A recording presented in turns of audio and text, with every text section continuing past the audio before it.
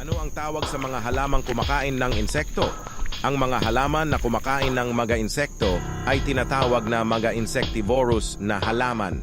Ang halamang pitzel ay halimbawa ng halamang insectivorous. Kapag ang isang insekto ay umupo sa pitzel ng halaman, ang takip ay nagsasara at ang insekto ay nakulong sa loob ng pitzel at sa huli ay natutunaw sa loob ng pitzel. Bilang karagdagan sa mga Venus flytrap, sundew at mga halaman ng pitcher, mayroong dalawang iba pang uri ng mga carnivorous na halaman sa Carolina Beach State Park. Ang butterwort ay isang halaman na may mga lilang bulaklak na nakakakuha ng biktima sa malagkit, mamantika na mga dahon nito. Kapag natigil ang insekto ay natutunaw ng asid sa malansa.